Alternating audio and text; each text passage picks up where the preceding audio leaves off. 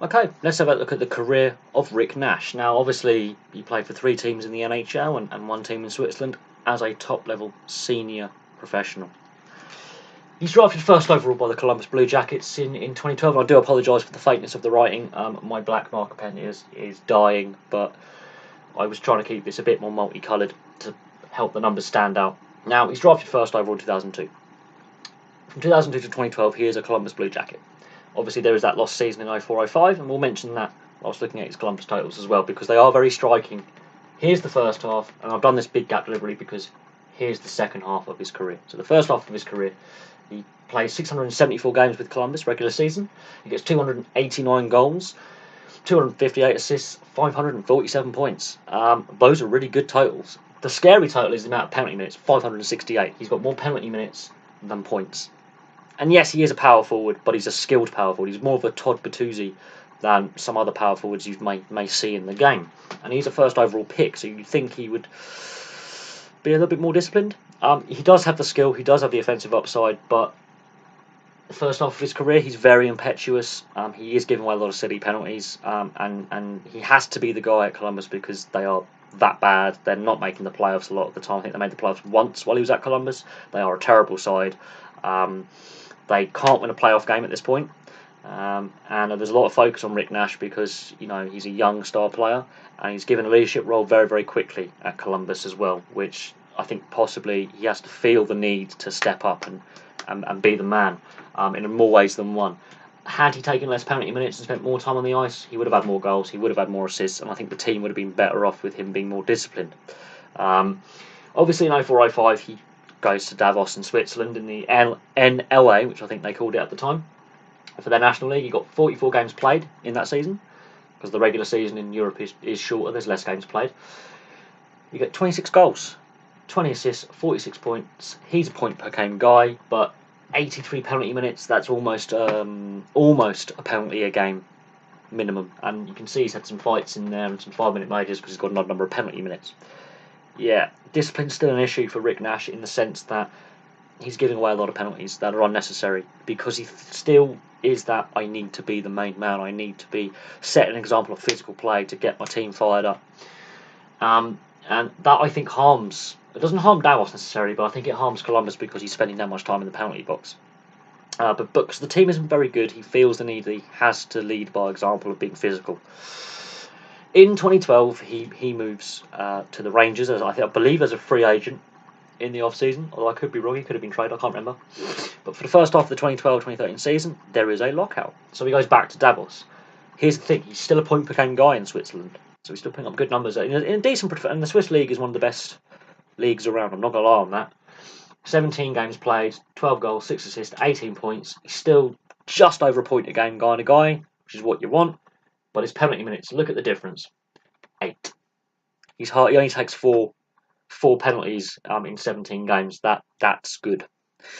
He's far more disciplined in the second half of his career, which shows. Let's have a look at his totals at the Rangers. So in 2012-2018, so in the 6 years that he's contracted to the Rangers, he gets 375 games played, 145 goals, so he's a goal every 3 games, something like that. 107 assists, that's not bad. 252 points, so he's scoring 3/4 of the games he plays in. So 75% of the games he plays, he gets points. His penalty minutes have significantly dropped off, significantly to 178. They are far lower per game point penalty minute ratio than they were in the first half of his career. At this point, they have dropped off a cliff. Those penalty minutes are less. He's more effective, so he's scoring 3/4 of the games he plays in. Yeah, he's a far more rounded forward. He's still a physical forward. He's still a big lump. He will still drop the gloves. He will still throw the body around. But he's more disciplined, and he's also a cleaner player. The style of game has changed as well. First half of his career, still the dead puck era, more holding, grabbing. The game is slower. Now the game quickens up. Holding and grabbing is really targeted. There's a second lockout. Again, a few more rule changes in there to make the game flow more, give the skill players more of a chance to showcase what they can do, and less penalties. He's more disciplined. He doesn't have to be the main guy. I think that was part of the problem at Columbus. He had to be the main guy. At the Rangers, doesn't have to be. And I think it benefits the Rangers more that he's out the penalty box. It harmed Columbus. It benefits the team he's now on. Bear in mind, he's played nearly 300. He's played 300 less games than he did at Columbus. He's played 300 less games at the Rangers, but he's got nearly 400 less penalty minutes. So you can see the difference. Regularly getting to the playoffs, lots of players stepping up, and like players like Ryan McDonough, Matt Zuccarello.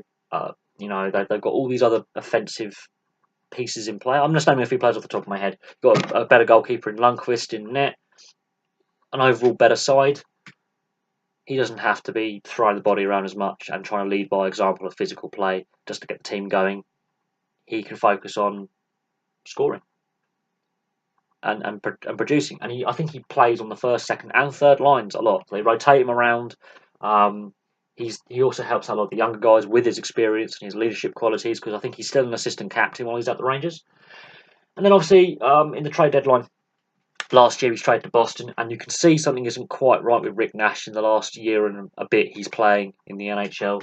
He only plays 11 games regular season for Boston. 3 goals, 3 assists, 6 points, 4 penalty minutes. He's less physical. His scoring has dropped off a cliff. He's gone from 3/4 of the games he plays in that he gets a point on average to half the games he plays in.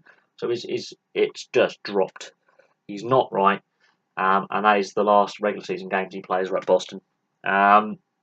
He retired, I think, a few days ago, citing he hadn't been signed. I don't think he was fully fit. I think from sources that are coming out of the Rick Nash camp, and those sources in the hockey world, back and knee injuries. His back is Mario Lemieux levels of screwed, apparently. And his knees are feeling a bit sore as well. I think he's retired at the right time. He's retired while he still has decent numbers before he becomes just a dead weight on a team. The league is getting younger and faster. He's 34. He doesn't have much mileage left in the tank anyway. He's not playing in Europe. He has called it a day. But let's have a look at his totals, playoff totals now. In the NHL, 89 playoff games, 18 goals, 28 assists, 46 points, 32 penalty minutes. Most of his playoff totals happen with the Rangers. And while he's at the Rangers, he is a more disciplined player. And those penalty minutes, they're lining up with the regular season. He's more disciplined. He doesn't have to be the guy. He's one of a team of guys that do it. Collective responsibility at the Rangers. They are a good side for the most part. He is there. But I'm a bit surprised by some of his playoff totals, his goals. Assists, not so much. He did, but if you look, that's the first time that he has more assists than goals whilst playing. He's more of a goal scorer than an assister. He gets more assists, so he doesn't do as well in the playoffs. If you look at his individual each season, they're not outstandingly great. He's just a decent playoff performer. He never is an outstanding playoff performer. And towards the end of his time at the Rangers, you can tell he's beat up a bit. He's played a lot of hockey, very physical player. And that back and those knees are starting to feel sore.